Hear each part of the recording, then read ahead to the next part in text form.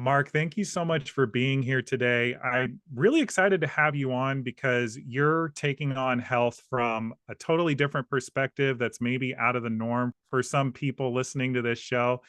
And, I want to dive right in to your past first because you really do have a unique background. Being a NASA engineer and switching over into the world of entrepreneurship, can you tell me a little bit of what that journey has been like? And we'll go from Yeah. there. Yeah. And to be clear, I wasn't a NASA engineer. I worked on the space shuttle program. So as a chief engineer, I worked on the solid rocket booster. So NASA, there's the majority of people on a production program are working for a company that builds the hardware. So I worked for Morton Thiokol. So, I grew up in Cocoa Beach, Florida, near Cape Canaveral. My dad was a rocket guy. I didn't want to get into rockets or anything to do with it because I grew up with them. And I was like, but my undergraduate was chemical engineering, and my best friend was a nuclear physicist, and we were hanging drywall building condos for $3.50 an hour. And I'm like, this is awful because nobody was hiring anyone back in 1983. So it was Oh, like the wow. economy was awful. So, and then Morton Thiokol got the new shuttle processing contract at the Kennedy Space Center. And one of my neighbors said, "Hey, did you put your resume in for that?" I'm like, "No, never heard of them." So I did, and they called me right away, and they had 80 slots open for engineers. So I got hired the day I walked in. It's like, well, they paid $12.14 an hour, so that's better than $3 an hour. So I'm like, I'll probably only do this for a month or two or 6 months, not a month or two, but a year maybe. And then I ended up being there like 17 years or something. So that's how I got into that. I went kind of weird is you don't normally hear this. I got offered a promotion that would have been locked me in for life, right? Because I'd seen this before. It's like you just can't get out of that industry because you can't. So I was like, I'm gonna go change jobs, do something different. I went and worked on airplanes for Parker Hannifin, and then I ended up going to iOmega because that was a zip drive. Anyone that knows what a zip drive is, I Mhm. ran kind of their internet and the call center, and I didn't even know what a call center was when they hired me. But it's like, but this is back 1998, so the internet was just starting to spin up and stuff. So, but I've done a lot of different things. And the basics are pretty much the same. I mean, I own part of a women's clothing company, so I went in to help these guys, this husband and wife team, and with women's high end kind of expensive clothing. But I've done a lot of different stuff, failed a lot. My wife goes, "How many companies have you started in the last 10 years?" I'm like, "I don't know." She goes, "Well, go in there and count them." So it was like 12. So I've done DNA, music and art from your DNA. I know Wow. enough about DNA to be dangerous. Okay. But it's lots of stuff like that just, they never really worked because it just didn't have enough money to spin it up and do the marketing. Right. It was like, Mhm. I joke about my wife. I nicknamed her Lucy Van Pelt from the Peanuts because everything she cost a nickel. So whenever I spent $100 on marketing and it wasn't making money yet, she's like, "Quit wasting money." So yeah, so this is the first. So and then I did business consulting for a long time too. But this vibe and this frequency therapy device, it's the first one that maybe has enough margin to buy the ads because Mark Zuckerberg has all my money. Okay, the most expensive thing in this business is Facebook ads, right, and Sure. Google ads, right. I mean, the ads cost a lot more than the product costs to make, right. So it's, Wow. but that's where I come and we can talk about the different ailments and stuff and conditions and things that can help people live well with, but that's kind of, I got involved 27 years ago. My dog was sick. She had Mm. arthritis in her spine, and actually a very good friend of mine who I haven't seen in several years is visiting tomorrow. Name's Oz Jackson. He's a very forward-thinking veterinarian. He told me about this technology, and so I learned about it there. I was very skeptical that frequencies and energy can do anything, but there's enough data out there, and it's convincing enough that the stuff's real. Right. So anyway, that's a Yeah. very long answer to your first question. No, no, it's perfect. I mean, you clearly have not only a very real breadth of experience, but also a very real depth that's led you to this point. So diving right into the Vibe device, I mean, I understand the world of energy and healing and sound resonance from attending sound baths and, Okay. laying there in a meditative place with people doing what they do with the crystals and all that. Is this like that? Maybe being approached from a different angle? How would you describe it to the audience? It is. I would go a higher level for a minute and just called energy. So nothing in the world happens without an energy transfer. You don't cook Okay. food, you don't breathe oxygen, you don't drive a car, you don't fall down and break your arm. Nothing happens. So it's just energy exchange. And that's exactly what it is when you're talking about bowls. That's the sound version. So it can be Hmm. your body can absorb energy through electrical current, magnetic fields, PEMF, light, Hmm. vibration, and sound. And sound is the one you just mentioned, is bowls, okay, and crystals and those type of things. So the Vibe is a PEMF. It's a magnetic therapy device. Magnetic therapy has been around since 3500 BC or something like that. It's ridiculous. Wow. It's been around. It's one of the first published medical things there ever was, right? But pulse electromagnetic fields, and it's not anything real woo woo. It's the Earth puts it out 24/7. So it's the Earth's heartbeat. So the Earth is actually at 7.83, has three heartbeats: 7.83, 14.1, and 20.3, I think, hertz. But Hmm. so you're engulfed in it, and everything on the planet is. It just PMF. You can focus it to resonate with certain areas of the body and certain conditions or ailments, and that's what it really is. It's just magnetic fields. It's and when people you get in this debate all the time. It's like, tell me exactly the mechanism of action and tell me how it works. I'm like, well, nobody knows how aspirin works either. Okay. And if anyone tells you they do, they're lying. Nobody knows how any drug in the world works. It's never been proven. There's theories, right? Hmm. So what has been measured with PMF is the cells in your body have an electrical charge like a car battery, a Correct. voltage. And when that voltage gets low, you get sick. So it's been shown to recharge your cells' batteries. It increases the voltage. And then at adenosine triphosphate, I always pronounce it wrong, ATP, it's the number one thing your body uses, your cells use for fuel.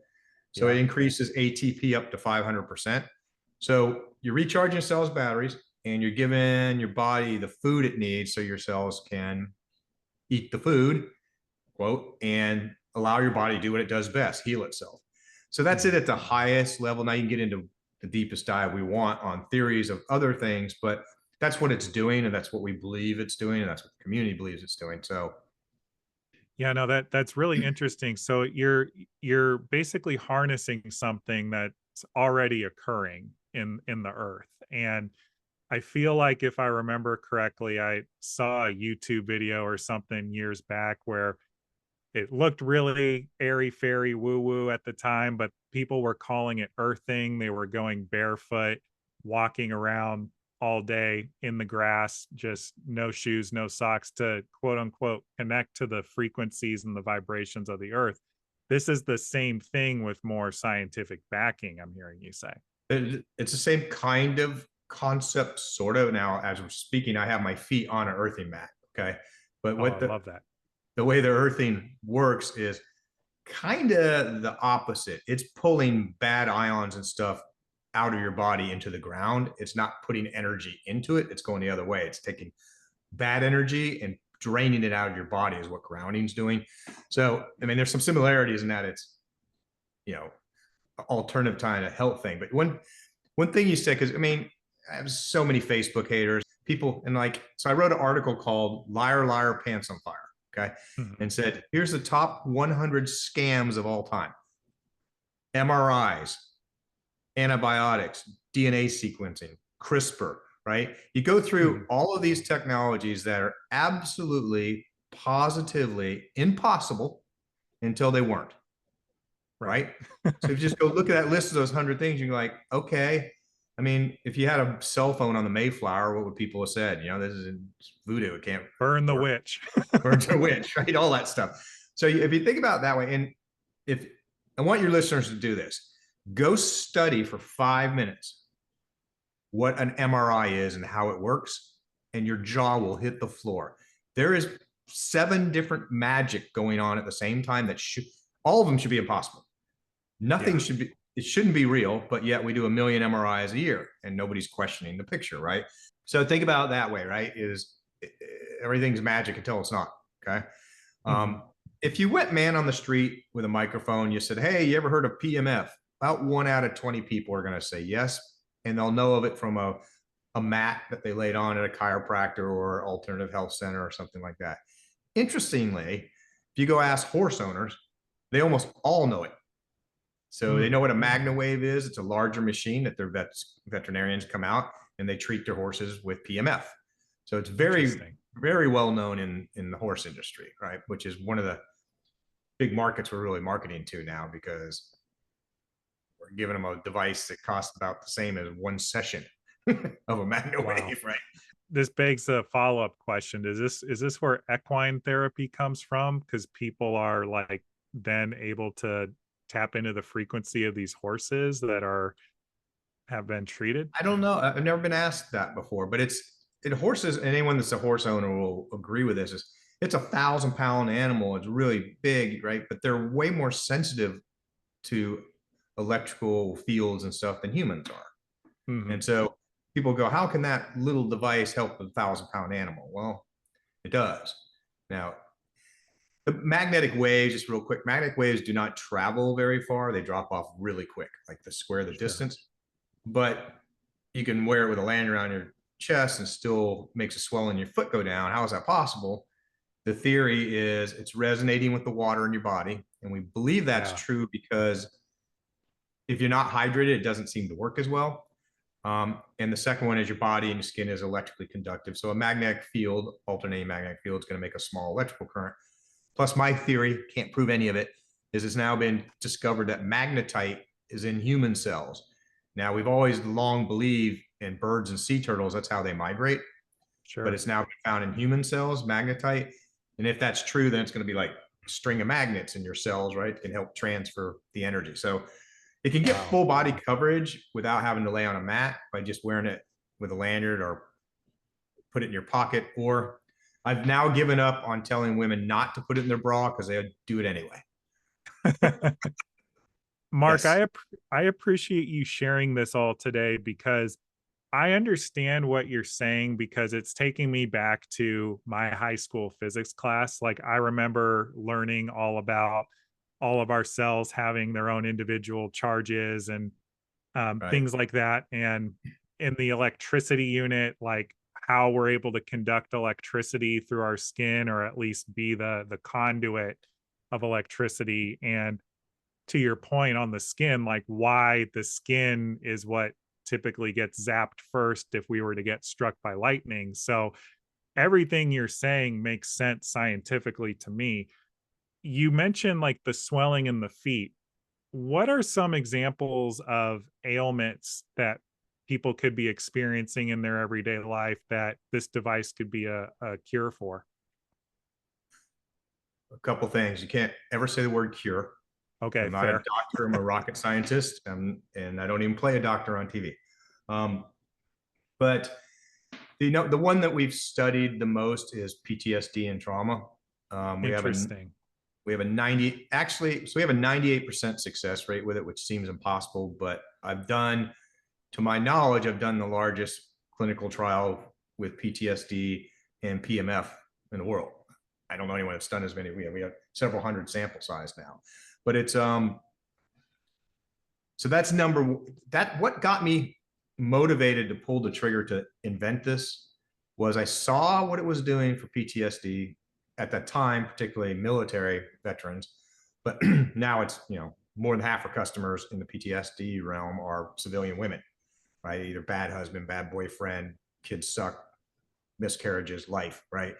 So I got very, excuse me, I got very pissed off is the right word, that I saw that this could help so many people, but it was being held hostage in a clinical environment by a doctor with expensive machines. And I'm like, there's got to be a way to build something that's affordable that people could, so I naively, I'm a chemical engineer, not an electrical engineer, but I naively said, oh, just take a little printed circuit board and a coil and a battery, and this will be easy. And well, they caught on fire. It didn't work. I've gone through so many coil designs. There was 8 foot tall pile of coils over here in the corner of the, my wife made them throw them all away when they reached the roof. But it was like, what it actually is, and I went full circle because the protocols They're frequency pairs. So there's an A and a B channel. So roughly speaking, one frequency is where is it, and B is what's wrong with it. And those frequencies are changing. Think of it like a chord on a guitar. Okay. Um, two note guitar, right? Or two note chord. And think of the protocol as a song. So the chords, it's changing the frequencies every 1 to 4 minutes. And PTSD, by the way, is the most complex one because it's in every part of your body. It's actually been Yeah. measured at the cellular level that you can see the cell change and the Yeah. folding. And yeah, so it goes through like, excuse me, 76 different frequency pairs. So it's very complex. But PTSD, the number one ailment in the world for human beings in every culture is anxiety, right? Mm-hmm. So we have an anxiety protocol that's really back pain, neck pain, sleep is probably one of the biggest problems. We're running a clinical trial, 2 of them right now, on blood sugar. And I can't even say the D word. I'm not allowed to Yep. say the D word, but we get huge anecdotal data. So we got to put it in a third party trial to Of show course. statistically P factors of 0.05 or less and all that stuff. So that's in work right now. The other one that's really exciting is the vagus nerve. So Yeah. there's some big vagus nerve stimulators out there that, use an electrical current, 15 volts, and you're shocking your neck, and you got to use gel. We get a lot of data back that shows brainwave beta, and now we're leaning towards theta and alpha, may even be better. So we're testing that right now. But the vagus nerve, if you're not familiar with it, is magical. If you get that toned correctly, it helps with heart rate variability, blood pressure, sleep, digestion issues. I mean, the list goes on. Go to Chat GTP and say, what does a toned vagus nerve do for me? You'll see. So we are testing that. So we have 2 clinical trials going on right now, those 2, vagus nerve and blood sugar. And if the blood sugar one pans out, and it's going to, because I've got enough data already, I just have done it Sure. enough scientifically with biomarkers and all that stuff, is, yeah, it could be huge to, somebody. I mean, I have a very good friend that was shooting 80 units of insulin a day. All right. He's on 0 after Love 2 that. weeks. Right. So, and it's funny because he's a big guy. And I'm like, he lost some weight too. And I'm like, you didn't continue to lose weight? And he goes, nah. I go, Bert, there's no way you're not losing weight. And he goes, well, and he has this look on his face. And we're doing a Zoom call. And he goes, well, now my blood sugar is so low, I decided to start eating donuts and stuff again because I haven't had any in years. Oh. No, you can't do that. You got to stay off the sugar. The only thing people will agree across the board from the health world is sugar is evil. Everything else is still debate and argument, but nobody's arguing sugar isn't bad for you. So Sure. PTSD, anxiety, the ones I just said, and there's like 59 protocols on there, plus the 5 brainwave protocols can be repurposed for 70 other things. So whatever that math is, 129 quote different things. Fibromyalgia and neuropathy, so Wow. many, anyone that's listening where their doctors told them fibromyalgia is not real, it's in your head. We have a huge success rate with it. So yeah, I, I have I've been doing this all by myself till April. I hired one person, then I hired another woman 3 weeks ago to help answer phones and stuff. But I told him, I said, it's going to be one of the most satisfying jobs ever. But prepare yourself. You're going to have people who have been kidnapped, beaten, Oh my goodness. horrible things that happen to them with so much trauma. Interestingly, in the United States, the number one cause of trauma and PTSD is a car wreck. I believe it. I've been in 3. I believe it 100%. Yeah, because there's so many car wreck or whatever, 40,000 a day, whatever it is, and then people are petrified to go to that intersection again. You get a Yep. flashback all the time. So yeah, so it's helped a lot of people with that as well. I wrecked a car of mine on the way to school one day when I was 16, like completely going too fast, trying to get over. I actually had a situation where I had to take the freeway 2 stops to get to my high school. And on that exit, I got over. The guy slammed on the brakes right as soon as I got over. I went right under him. And every single time I go and visit my parents, I think of that exact moment every single time. And I've done a lot of therapy, like traditional therapy Right. with a psychologist to support me through that, but it's still something that I think about. And so I'm excited that this is something that can support people in, overcoming things like this in their everyday lives. And I want to acknowledge that you are going through all of the literally the trials and tribulations of getting this Right. thing approved, doing this the right way. And so I want to acknowledge you for that. And Thank you. I also want to pivot the conversation slightly because a lot of the people listening to this show have huge dreams, have huge goals, but they think of something like medical testing for my device idea as like a huge barrier to entry. What has propelled you for all of these hurdles that you've had to overcome in getting this product launched? I'll make one comment about the anxiety thing because Sure. uh, the car wreck was, and then we'll come back to that. Was I have a very good friend who's she drives from Orlando to West Virginia to her dad's to do accounting all the time. She's so petrified of certain bridges, never had an accident, but the height of the bridge and the way the bridge is Yeah. shaped. So she'll drive 500 miles out of the way to avoid these bridges. Now she's ran the anxiety Wow. protocol and she gets to drive straight to her dad's now, right? But so the hurdles, I haven't got over all of them. In fact, as we speak, the FDA does not want this stuff to exist. So they're Okay. after me, right? So that's why I even said I'm not allowed to say treat, diagnose, cure, which I never have. Okay, I've always said. And Stu, it's so weird that they don't even want me to have a social presence now. I'm not allowed to do podcasts. I'm not allowed to have a LinkedIn account. I'm not allowed to say anything. They're tagging it as that's labeling for the product. I'm like, no. So anyway, I have a lot of hurdles still. That's the biggest one is the FDA and trying to navigate around them and the weirdness of it. It's like, so when people would ask me, somebody usually will come up the conversation, is it FDA approved? And you can't, the way you have to answer that is go, it's an FDA general wellness device. And then people kind of look at you and your eyes turn a little bit and they go, well, he didn't say yes, he didn't say no. And most people just move on. They don't even want to know what a general wellness device means. So, and you don't ever want to be, here's a weird thing. You don't ever want it to be FDA approved because if it is, it can only be used for that one thing. So if it got FDA approved Interesting. for sleep, I can't use it for anxiety or market anything else.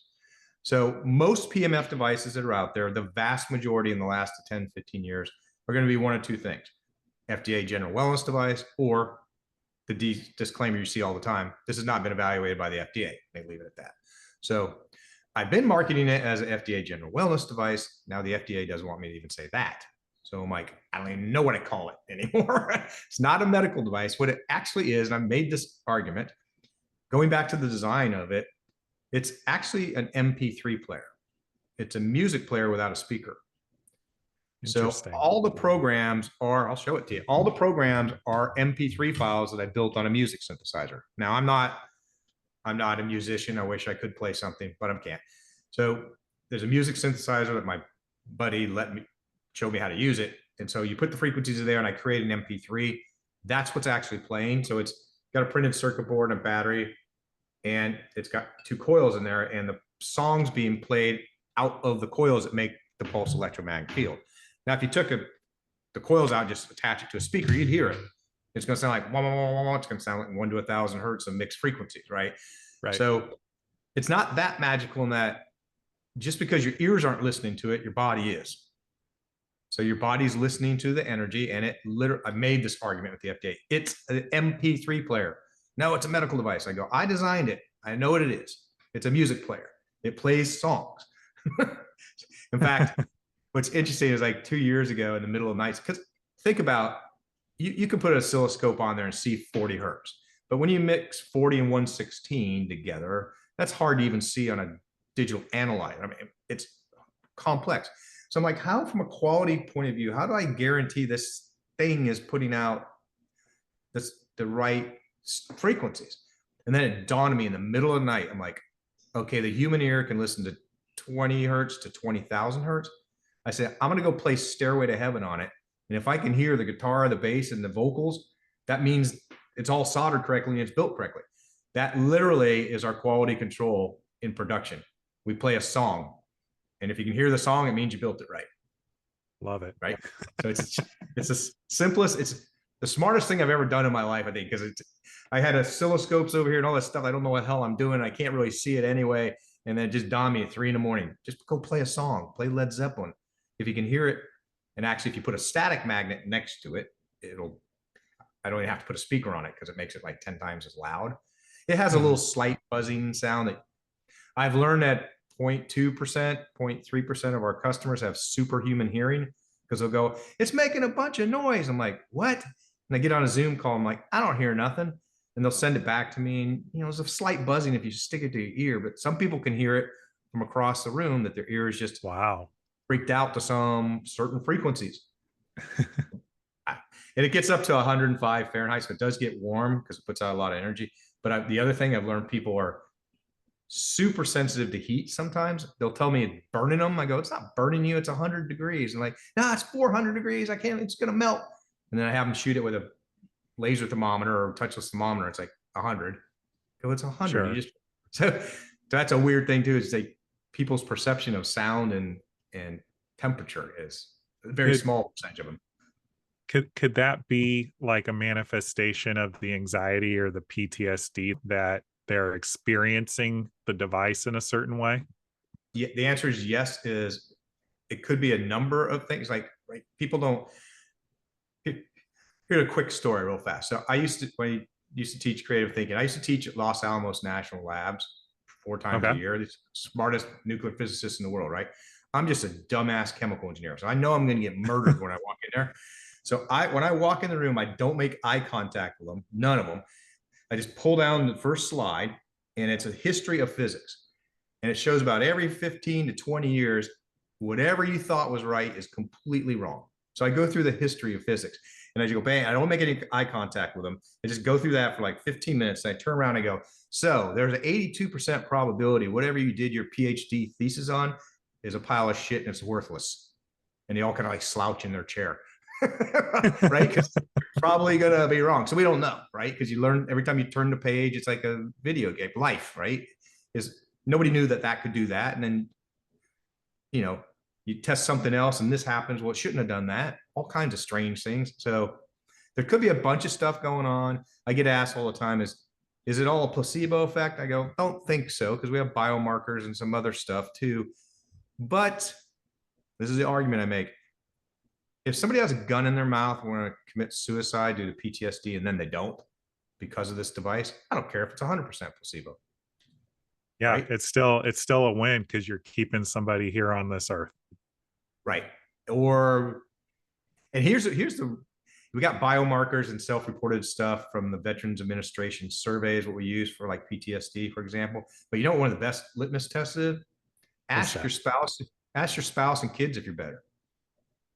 Yeah. Right? And kids go, yep, I didn't want to hang around him. Now he's kind of fun to hang around. We haven't gone to the movies in 3 years. Now we've gone twice in the last 2 months. That's what happened.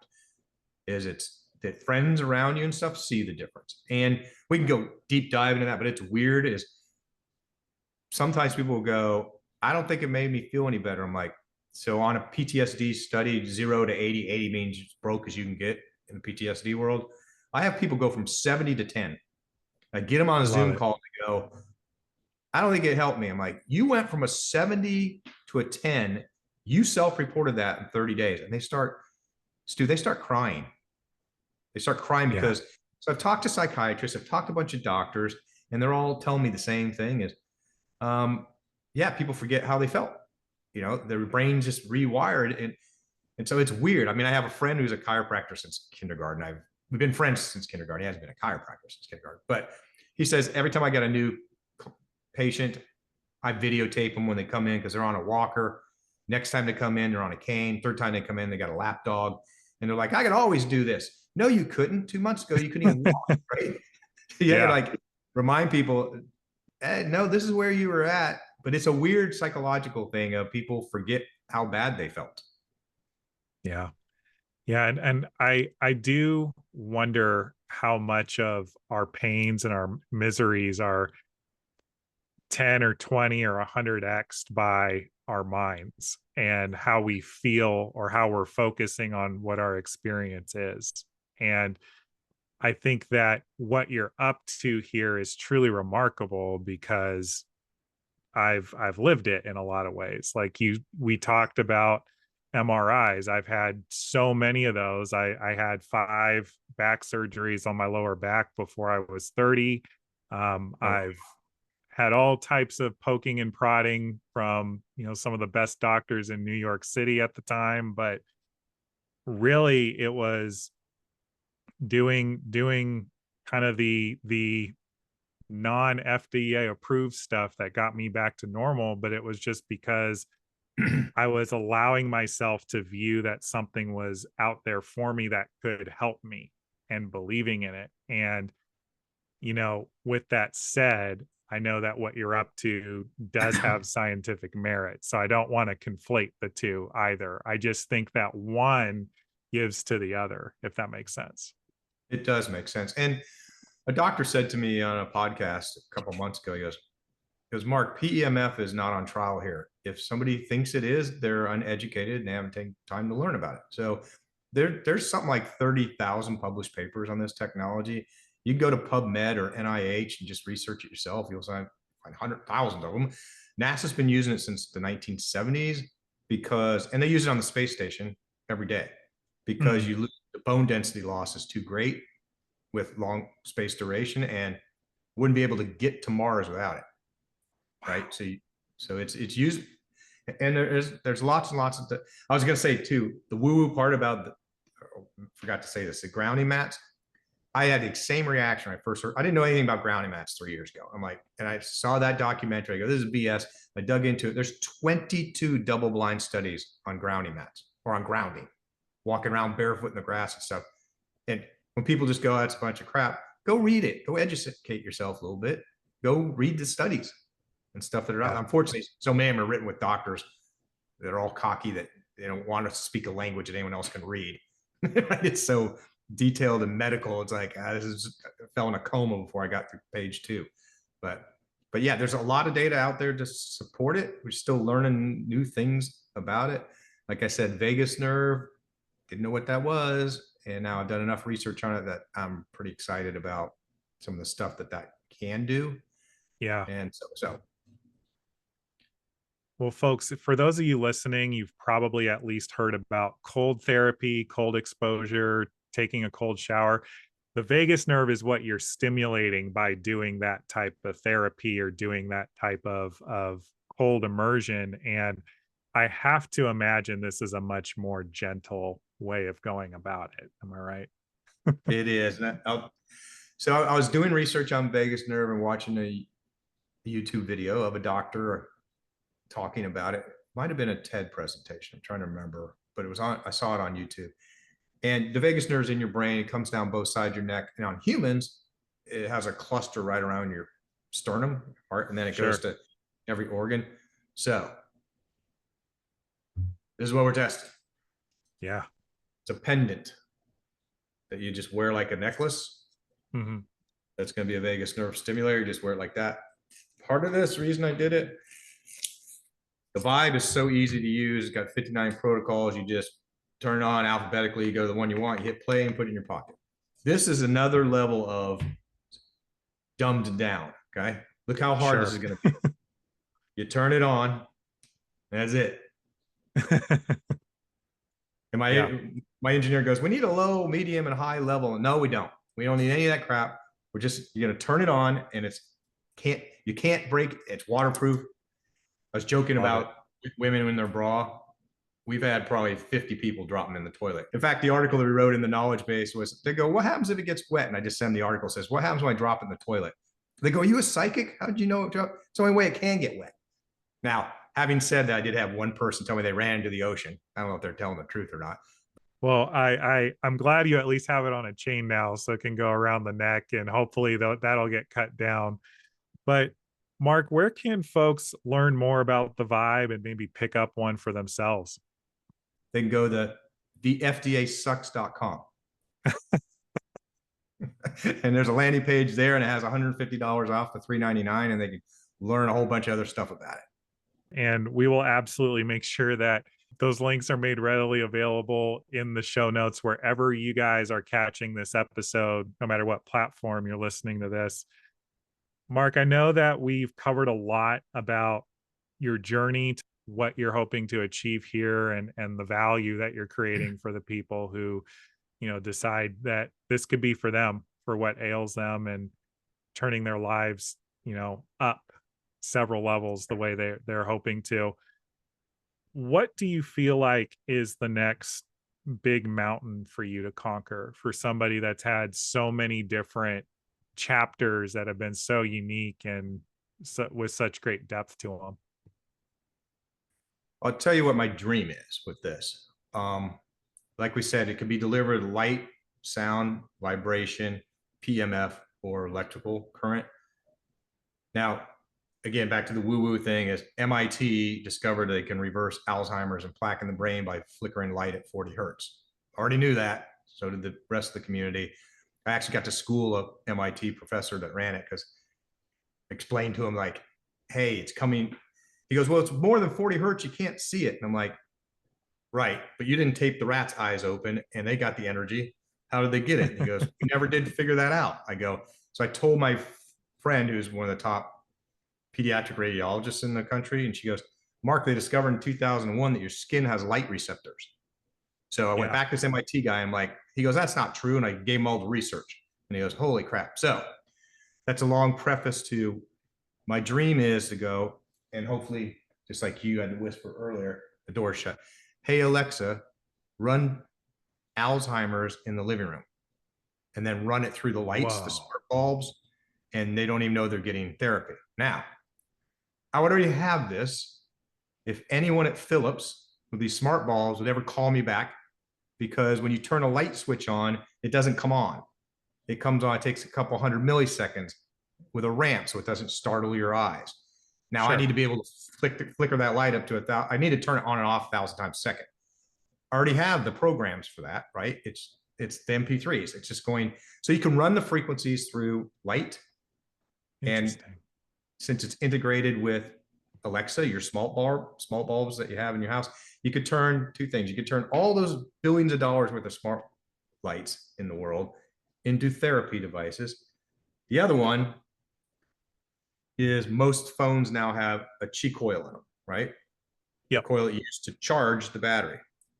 I'm trying to find a way to write an app to hack it and have use the coil that already exists and send the energy out of the coil instead of energy going in to charge the battery. Then with an app, you could turn every cell phone into a therapy device. Those are my two dreams. Everyone I've talked to says, you can't do that. The firmware is not designed that way. I go, somebody smart could help me hack that somehow, right? So if you could have a simple app to turn your phone into the device, because everyone has one and the coil's already there. And as I said, it's an MP3. Every phone can play a song. And then the other one, like I said, is being able to just tell the lights to run it. That would be so cool, like in retirement homes, right? You just walk by, nurse goes, Alexa, run relax and balance, run anxiety, run whatever, and everyone in the room just gets it. So those are two big dreams I still want to have happen, and they're not, especially the light bulb one is not unreal. We already built it 2 years ago, and the reason it didn't work is because of this bridge that's in the lights that I can't get around. Interesting. Yeah. I don't know if that answered your question, but those are kind of the big dreams I still have on the horizon I'd like to make happen. I love that. I love that so much, because that would just support so many people, and just be such low impact, and I think what also stands out to me, if I can, and then I think we are going to have to wind this down out of consideration of time, is what you're up to theoretically could be accessible to all. Like, yes, there's red tape to get through, all that stuff, but I mean, like, it's not like taking a cold shower or a cold plunge that might actually be physically difficult for people based on their able-bodiedness. Like, anybody can receive light or sound. And that's pretty And remarkable. and the device, I forgot I have one in my pocket running the whole podcast, right? So you put it in your pocket and you forget it's even there. Mark, I appreciate you being here today. I want to ask you this because it's something that we ask every single guest as the final question. What are you acknowledging yourself for today? What am I acknowledging myself for today? Um, the Facebook haters, I take it personally, and so I get to muster up enough energy once a week to go in and block them.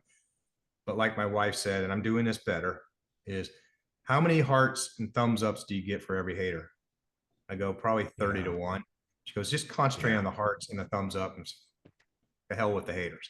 So Yeah. I'm acknowledge that I'm getting a lot better at that and not getting upset about being called Hitler or death threats, to just kind of let it go. And so I don't know if that answers your question, but that's probably one, is just Yeah. think, concentrate more on the good stuff.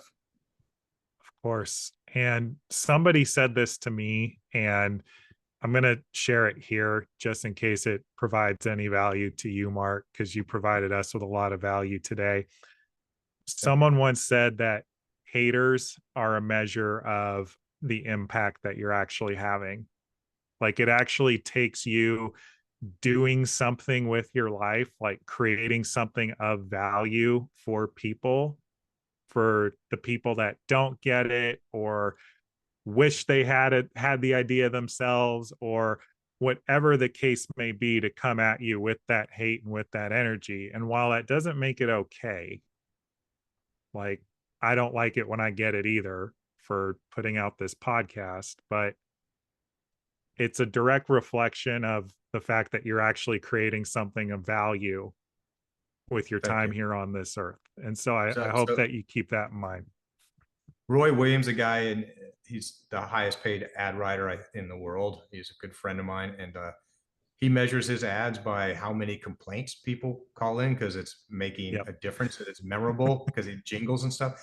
It's funny you said that, because I just wrote it down last night. What we just started today was keeping a Google sheet on the amount of people we block on Facebook, and I'm going to measure success by the number of people we block per week. I love it. I love it. And, there's no accidents that we ended up here on this part of the conversation. Exactly. But Mark, I really appreciate it. Going to make sure we get these links in the show notes so folks can pick up the Vibe device for themselves and up level their health. And Okay. folks, thank you again. This has been another episode of Your Inside Track to Success. We will catch you next time with another amazing guest or message. We'll see you then. Okay. Thanks for having me.